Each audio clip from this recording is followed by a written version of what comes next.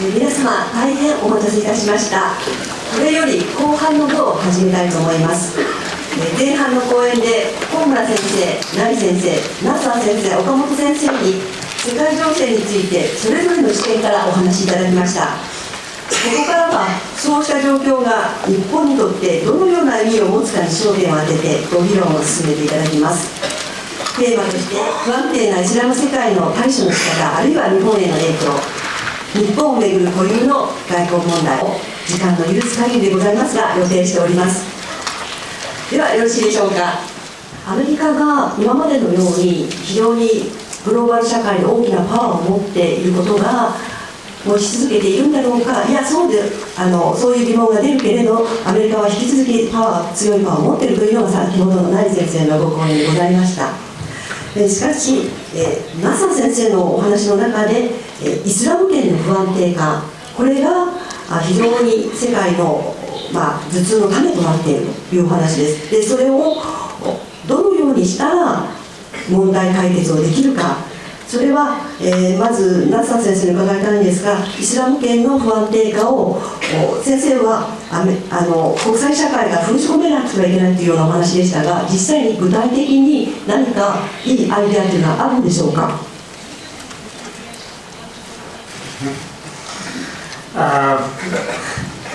There is no simple solution to the set of problems that exist in the Middle East.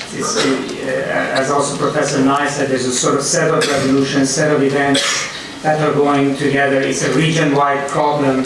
It requires sort of a concerted effort to deal with this one piece at a time. So, bringing an end to the Syria war, finding a solution to Iraq, ultimately finding some kind of a lesser tension between Iran and Saudi Arabia is all key.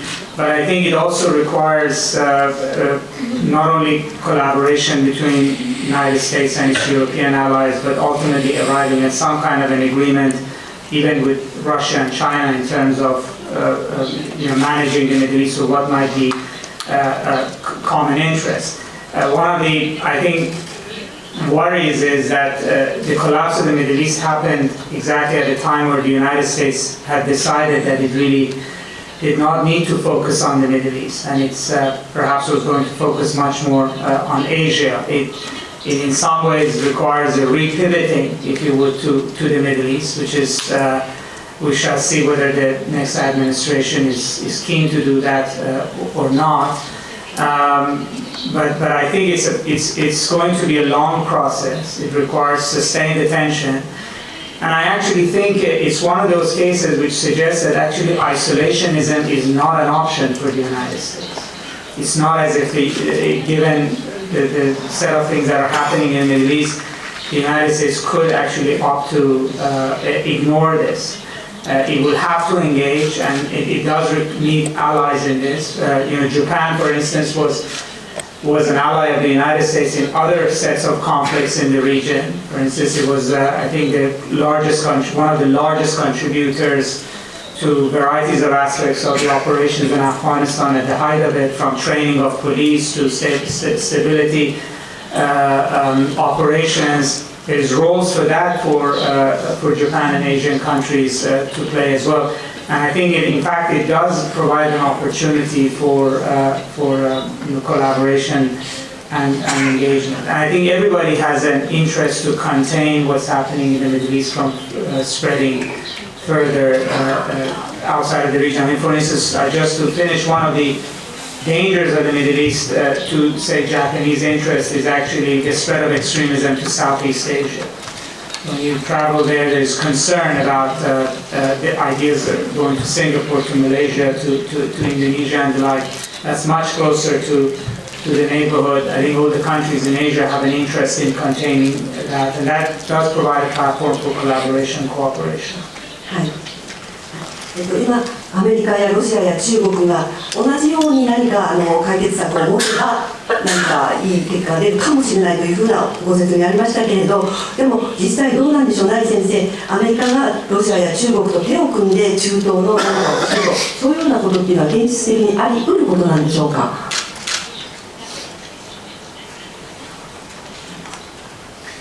Well, on some issues, the answer is yes. For example, if you look at the agreement on Iran stopping the nuclear program, which Professor Nassar mentioned, that involved cooperation with Russia and China. The sanctions against Iran, which helped bring Iran to the table for bargaining, were imposed by Russia and China as well as the US and Britain and France and Germany. So that's an example of a case where there is cooperation. On the other hand, if you look at Syria right now, I think it's going to require cooperation between Russia and the US since Russia has become more involved. But the Russians are playing a strange game here, and they don't want to see the fall of the Assad government. The US official position is that they want to see the fall of the Assad government.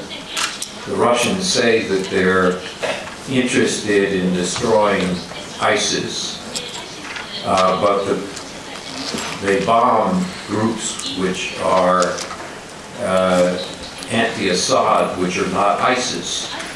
So the Russians are playing a complex game, and it's been very difficult to get cooperation there. There's been ceasefires, but they haven't held. But I think I'd be interested to hear what Vali says, since he's the expert and I'm not. I think it's going to be very difficult to get an end to the war in Syria unless you do get Russian and American cooperation. But I'd be interested in his view. Well, I think Royce and I is correct. It's not going to be easy. It's the Russian interests and American interests are not exactly aligned, but it's possible to think of ultimately negotiations over an endgame in Syria, but it would require both sides to shift from their current positions. It is possible that by January 20th, the Russians will have swept completely through all of northern Syria, and would have, Aleppo would have fallen, and pretty much most of the war would be done, if you would. And then the question would be whether there's room to arrive at an agreement about what the final settlement would be. Just to follow up on what Professor Nye was saying, I think one of the issues that is problematic for the international order is that Russia, in particularly, gets benefit from a weakening of the international institutions that have been the basis of U.S. world power and post-World War II order, from NATO to even the structure of alliances the United States had in the Middle East. And part of its game in the Middle East is to exploit a vacuum that has been left. Perhaps that's true of China in Asia as well. And when we're talking about agreements with the Chinese and the Russians, when their interest actually lies in weakening international institutions, it's difficult to arrive at that. And I think that's partly is a challenge for the next administration, is how to shore up those international commitments and international institutions. ロシアの問題については北方領土問題の時にまた戻ってきたいと思います。先ほどナッサー先生がこの中東の問題は日本にも東南アジアの不安定化ということで影響があるんだということをおっしゃっていただきました。岡本先生、日本はこの中東の不安定化に対して今一体どういうふうに対処していくべきなのか、その辺を教えていただけますか。Well, I think it's very difficult. There's no way out. I don't know how you would think, but of Syrian quagmire. There are inextricably intertwined network of enemies, and groups. You know, if you recall, Lebanon, it needed 15 years to come to a final, I wouldn't say solution, but final peace. And Lebanon had a fewer number of parties involved. Syria, you have Turkey, Assad, anti-Assad, Iran, Russia, Kurds, ISIS, and well, this is an extremely pessimistic view, but we may have to embrace ourselves for the conflict to continue for another 10 years because it has started only, 4 years ago. If we draw the analogy of Lebanon. So, with this permanent, semi-permanent instability and source of conflict erupting in the Middle East, will we be able to have stable relationship with the rest of Middle East?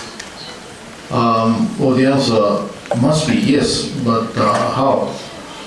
One hope may lie in what will evolve around Mosul.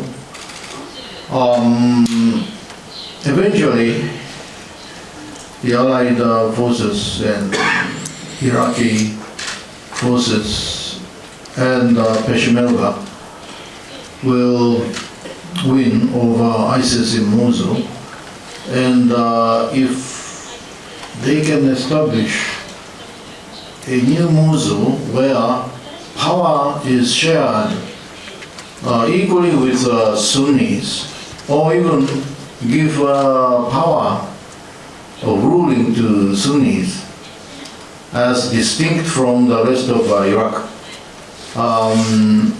Almost an autonomous area like Kurds have. Then they will learn how to accommodate Sunnis into the peace process. And if we have the improvement in the Iraqi situation, then it will send a good message. The first sign of hope towards the Middle East stability. I don't know how to think about it.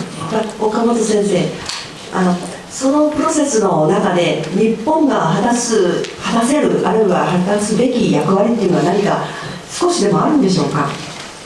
Well, not many. I mean, rhetorics, we can say many good things.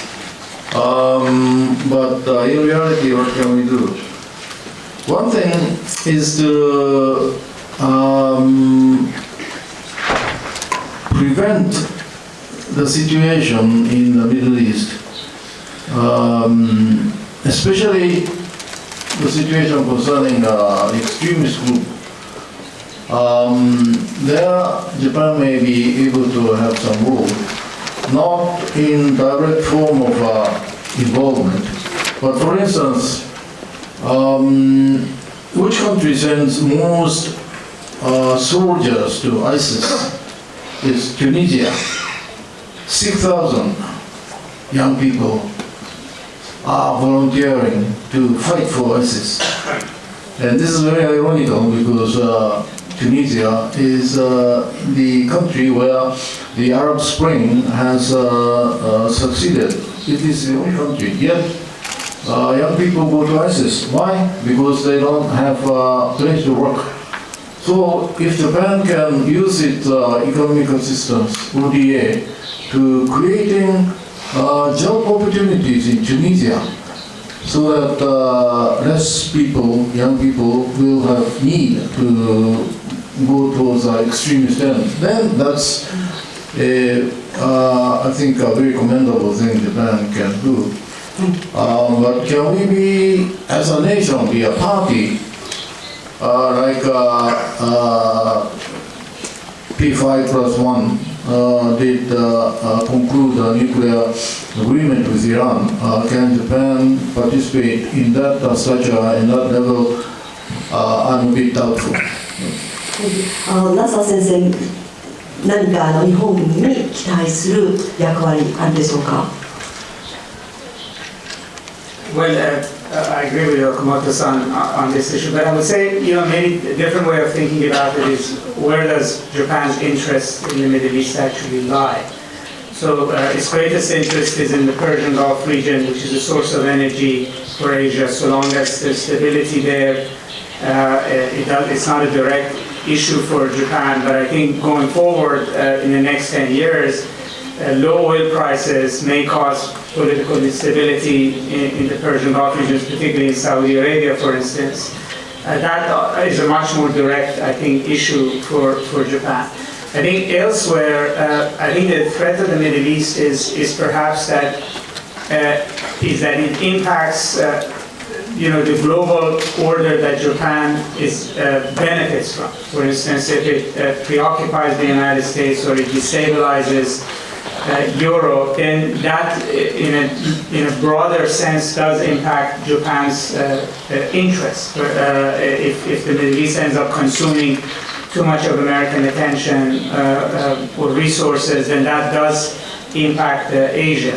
I think the solution Okamoto-san suggests is a correct one. I think, and it's not just Tunisia, for instance, Algeria and Egypt. If these two countries actually falter in the next 4 or 5 years for economic reasons, the mass of refugees that are going to go to Europe will be multiples of what have gone from Syria. And Algeria in particular is very vulnerable because of the collapse of oil prices. So I think supporting those economies is something that countries like Japan, Korea, etc. can do. I would say it's a contribution to the common global public good. It's not a direct country that is of interest to Japan, say Algeria, Tunisia, Egypt, but it's something that Japan can do to help reduce tensions, reduce pressure on Europe, which then would benefit Japan if Europe does not face a major issue, or say elections in Germany or France does not turn in a direction that then would have a bigger impact for Japan. Thank you. 日本の外交問題といいますと、やはりアメリカに非常に頼りにしている、アメリカが頼りにしているということは、今日の高村先生のキーノートスピーチでもありました。で、日本は今、北朝鮮問題、あるいはロシアとの国境問題というのを抱えておりますが、まず北朝鮮問題、岡本先生の講演の中でも、北朝鮮の核の脅威は日増しに高まっているということがございました。成先生、北朝鮮に対する外交的な話し合い、6者協議ですとか、米朝2者会談、これらが行き詰まっているように見えます。国際社会は、このアジアにおける北朝鮮の脅威について、何か手を打ってくれないんでしょうか、あるいはどういう手を打つべきなんでしょうか。成先生からお願いします。Well, the country that has the most leverage over North Korea is China. And China is very reluctant to use that leverage. When you talk to high Chinese officials, and I was in Beijing just this past weekend and spoke to some high Chinese officials, they're worried about instability in North Korea. And they're afraid that something collapses in North Korea, things will be worse for them. But if you ask who could push the North Koreans get most of their food and fuel through China. And the Americans already have a lot of sanctions on North Korea, but adding some more sanctions might be okay, but it's not going to push the North Korean regime to change. What we have to do is find some way to persuade the Chinese to use the leverage they have. And Japan and the US should both be pushing China to use that leverage. ナッサー先生が書かれた本の中で、中国の中東への影響力について書かれていました。中国へのからの力、それを北朝鮮へという点については、ナッサー先生、どうご覧になりますか。今後そういうことが期待できるのかどうか。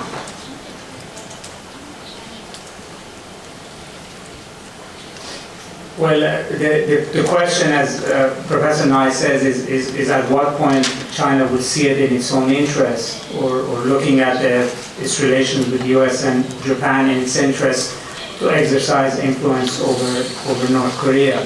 I think in some ways it's interesting to look at the case of the nuclear deal with Iran and think whether it provides any kind of a window into this. I always think that the Iranians decided that the path to getting out of sanctions was not to reduce their number of their centrifuges, but to multiply it several fold. The more aggressive they became, the more leverage they would have in negotiations. And that if you push the international community and everybody to a point where they would feel that the situation is more intolerable, that they would be more amenable to actually being serious in their negotiations. So when they had only 200 centrifuges, they weren't able to formulate a deal that was beneficial to them. They decided they needed 20,000 centrifuges. So, with North Korea, ultimately, I think it's going to reach a point that not just the United States and Japan, but the Chinese will also feel that it's a critical point that they might change their policy, and then you can test whether there's a way forward to have a different kind of an engagement with China over North Korea. So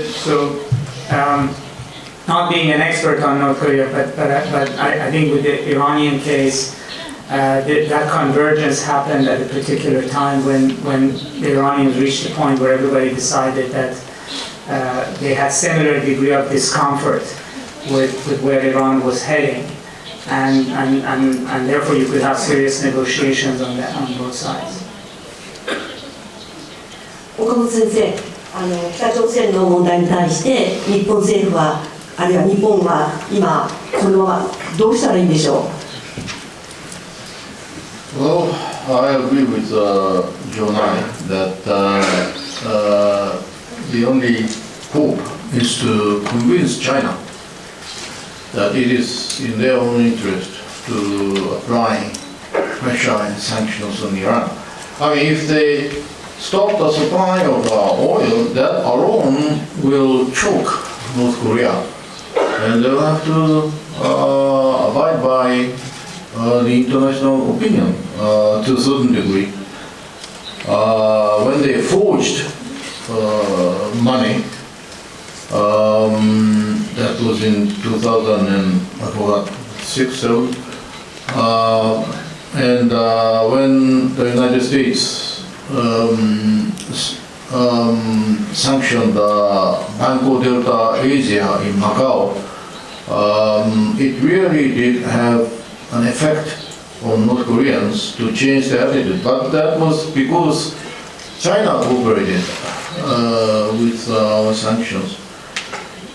So there may be a strategic need for the United States to talk with China to ensure that Chinese worry that if North Korea goes unchecked, I mean, if North Korean regime is to fall, and then there will be unification of Korean Peninsula under the terms of South Korea, with the result of U.S. Troops coming to almost to the Yalu River to endanger Chinese national security, and that if United States can, on strategic level, convince China that no, that's not going to be the case. Rather, the rampant North Korea will be more dangerous to not only to Japan, United States, but also to China. I think that's the only way to approach. Well, in the meanwhile, what Japan can do is very limited. We'll have to cooperate with the United States to beef up our missile defense network. And although it may be somewhat ineffective, we cannot obviously deter incoming North Korean missiles 100%, but that will give a perception to Kim Jong-un that maybe he will not be able to have his own way as he thinks. 直接北朝鮮に日本ができることはあまりなくても、この中国あるいはアメリカと組んで何かをしていくという、そういう方法が外交の真髄だというふうに伺いました。さて、日本のもう一つの外交問題で、懸念材料は北方領土問題です。先ほどロシアについてお話が出てきました。今、ロシアはウクライナへの侵攻、あるいはシリアでの対応で、西側欧米諸国から非難を浴び、孤立を深めています。ところが一方ですね、一番最初の高村先生のお話にもありましたように、日本政府はロシアのプーチン大統領を招いて安倍総理のビザ元で会談する予定です。もちろんそこの会談で長年の懸案である領土問題の解決に一歩でも進めばそれは大変好ましいことなんですが、こうして首脳外交を行うということは欧米の今の対ロシアの立ち位置とちょっと違うのではないかというような気もいたすんですが、成先生、この辺りはこの日本としては北方領土問題があるからロシアとお話をするというスタンスがあります。でもこのグローバルな中で見たらいかがなんでしょうか。こういう動きはどのように見えてくるんでしょうか。ご解説お願いできますか。Well, the United States has been in favor of Russia returning the northern territories to Japan for decades, and this is going to require negotiation between Russia and Japan, and so it's natural that Prime Minister Abe should meet with Mr. Putin. So I think in that sense, we don't believe that Putin should be totally isolated. This is not a new Cold War. We have to do business with Putin on certain things. But it's also true that Putin violated one of the basic norms of the post-1945 order, which is enshrined in the UN Charter, which is that you do not use military force to steal your neighbor's territory. That has to have a penalty attached to it, or else the norm vanishes. And if that norm vanishes, that's bad for Japan, it's bad for the US, it's bad for the world. So in between the fact that we need to do business with Putin, including the Northern Territories issue, and making sure that Putin realizes that there's a penalty to be paid for violating the UN Charter, we have to find a position. What this means in practice is that the important point for Japan will be in discussions with Putin to make sure that they consult closely with Washington so that there are no surprises. We must make sure that Putin cannot divide Japan from the United States. And that means that any deals or discussions have to be consulted about in advance. It's interesting, if you look in Europe, President Obama consulted with Chancellor Angela Merkel of Germany constantly so that Putin could not divide Germany and Europe from the United States. And I think the same thing has to be true here in Asia. Merkel met with Putin, the Europeans met with Putin, but we did not let Putin divide Europe from the United States, which would have been a gift to Putin.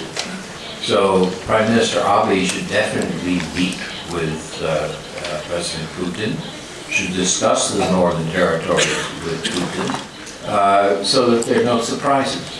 So we have to make sure this does not become a problem of U.S.-Japan relations, and I don't think it needs to. Thank you.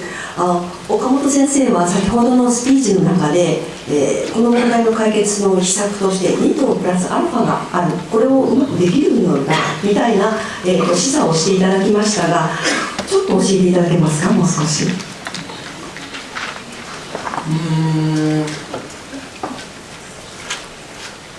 まあこれはちょっと日本語で会場の皆さんにお分かりいただいた方がいいんで、申し上げます。ちょっとめんどくさいんですね。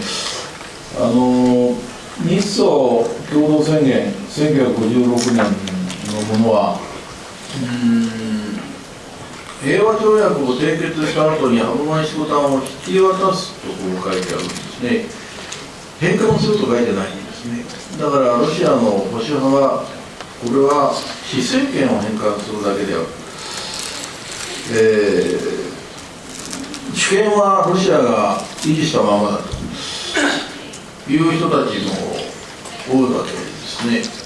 で、プーチンは引き分けでいいじゃないかと、ロシアも譲るということです。じゃあその譲るという意味は何かというと、おそらくこれはそんなケチなことは言わないと、歯舞宿団についてはちゃんと主権も返すんだ、こういうことなんでしょう。で、それですらプーチンにとっては、そう簡単なことじゃないんですね。1956年の文書に書いてあるからといって、歯舞はロシア人住んでませんけども、宿団には2000人以上のロシア人が住んでる。大変なことですね。で、それだけではダメだと、さらにもっと要請、4党一括返還ということはまあ言わないにしても、主権の確認を求めるとか、国主義を攻めて返せとか、これはプーチンとで絶対に譲れない、妥協しない日本からの申し入れでしょう。そうすると、2と4の中間でも限りなく2に近いフォーミュラ、つまり2党は主権付きで返す、それに残りの2党、国後レトロフ、これで 97% あるわけですからね、全体の。については継続協議だと、つまりさっきレクチャーの時にも申し上げましたけれども、56年の共同宣言の構造をそのまま維持しつつ、それプラス、そこに書いてない国後レトロフも将来の領土交渉の対象とするということを何らかロシアが受け入れられる形で文章にできるかどうか、そこがプラスアルファのものでしょうね。外交というのは一気にそこで解決しなくても、その後の含みを持たせたやり方にもあるということです。はい、実はですね、まだまだ伺いたいことは山ほどあるんですが、そろそろ時間が迫ってまいりました。先生方におっしゃりたいことを、強調されたいコメントがございましたら、一言ずつお願いしたいと思います。ナッサー先生、お願いできますか。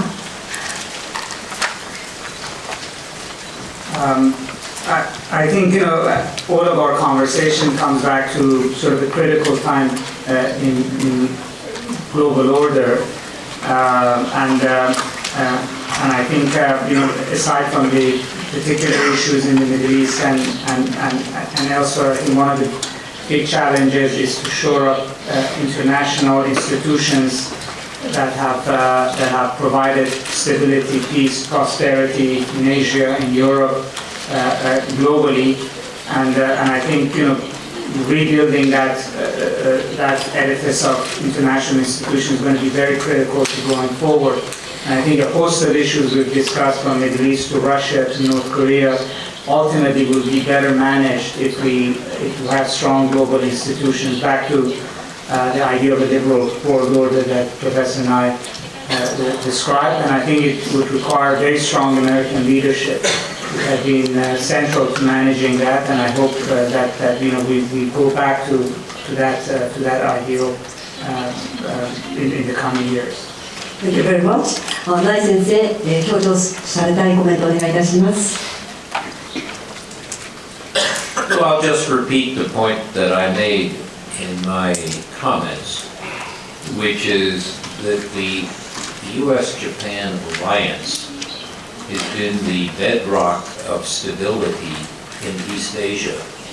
This was reaffirmed in 1996 by the President and the Prime Minister, and American presidents since then have followed that view, and it remains true today.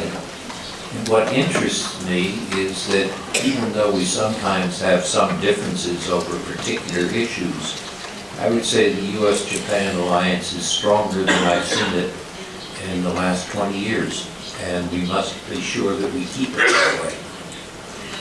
Thank you very much. Finally, 岡本先生お願いいたします。今、ジョー・ナイさんがベッドワーク・オブ・スタビリティといったのは非常にいい表現ですね。日米関係がやはりこの地域の、平和と安全の基盤だと思います。あとは世界中でとにかく早く動いてますんで、もう1年経つとすっかり情景が変わります。多分、東京国際大学は来年もこれをおやりになるでしょうから、来年もぜひおいてくださいというのが私の最後のお願いです。ありがとうございます。今日は短い時間でしたが、中東問題、それから日本の北朝鮮の問題、北方領土問題、いろいろ駆け足でお話しいただきました。私たちが気づかなかった視点も含めて大変に実りのあるお話ありがとうございました。日本にとっての問題というのが国際的な視野から見るとまた違う面も見えてくる、あるいはもっと国際的に協力していただくと解決策が見えてくるかもしれない、こんなことが今日は印象に残りました。先生方、本日は大変貴重なお時間いただきまして貴重なお話ありがとうございました。皆様、会場の皆様3人の先生方に今一度大きな拍手をお願いします。